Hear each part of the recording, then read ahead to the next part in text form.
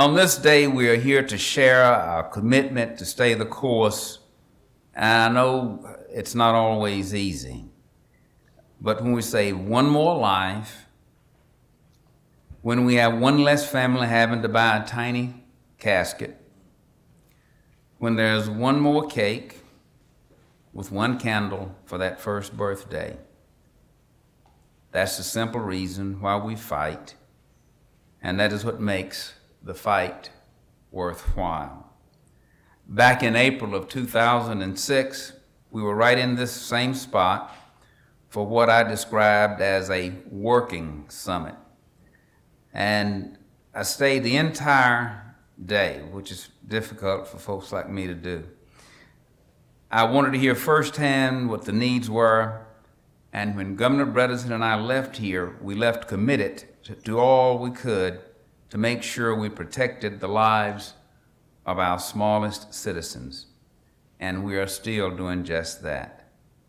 When I was county mayor, the Infant Mortality Initiative was a part of the mayor's office. I knew if I expected the community to join me in this fight, then I had to lead by example, and that's why it was housed in my office. I did not want anything in between my accountability for this most important mission. Others are here with us on that day: Representative Beverly Marrero, Speaker Pro Tem Lois DeBerry, and many others. At that time, and as I told the staff over and over again, we needed to approach infant mortality crusade the same as we would a political campaign. You see, in a political campaign, every day is urgent, and they don't change election days, which means you've got to work as if this is our last day to work on this. Election day is coming. I wanted to impose that discipline because far too often in programs that we call social programs, we just go and go and go and go. Never, never, never marking a destination, never setting a deadline, just doing it because we feel real good doing it, and it just goes and goes and goes. But I said, these babies do not have a luxury of just going and going and going. 9 months are tragically, in too many instances, their election day arrives, and we didn't have the places ready for them to vote, for them to line up and hold their signs, but election day arrived. So I kept just pressing and pressing and pressing and saying election day is just around the corner. We've got to set deadlines. This is the sense of urgency that someone referred to earlier. I felt that if we could organize precincts or communities to support a candidate, then surely we could organize ourselves in a similar fashion on a grassroots level, of course, to put babies on the ballot. I knew we could educate and mobilize communities to take action, and that is what we're seeing happen right here in Memphis, Tennessee.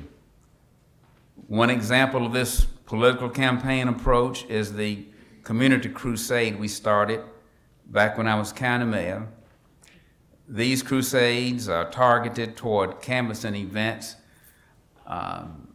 old-fashioned, just going. I remember over in Hollywood, where's Nika Jackson? Hollywood and Raleigh. One Saturday morning, we were out. It was not any election season, but we were out. We weren't going to the usual places. We weren't going to clinics and hospitals. We weren't going to cosmetologists, but we were going to pool halls and barbershops, talking to the young men, just catching them right there. You'd be surprised at the receptivity, the interest. Those, so many of them said they had babies and they were learning things right then that no one had ever told them before. You see, in a political campaign, there's no particular place you go to get a vote. You go everywhere, hoping that there will be a vote there. That was the same intensity that we took into this program, and that intensity remains. whether it's in barbershops, churches. We spent a good amount of time, I remember that was Ideal, the furniture store out there in Hollywood. I can't think of the name of it, but you'd be surprised at the number of folks who came in to the furniture store. We caught them where we could, and that remains. I've participated in the crusades, and I want to tell you that they do work. The stories we heard while on the ground were both moving and heartbreaking. During one crusade, a volunteer reported back that every person she met knew someone in their immediate community who had lost a baby. Every person she met. That should not be, doesn't have to be, and it will no longer be. The beautiful part of that is now communities are organized and taking on this cause for themselves. That's what we want. A great example of this can be seen in the Fraser community, Impact Baptist Church, Breath of Life Christian Center, and Rangeline CDC. Once they were given the information about the numbers in their community, they immediately took action. Now again, that's putting babies on the ballot.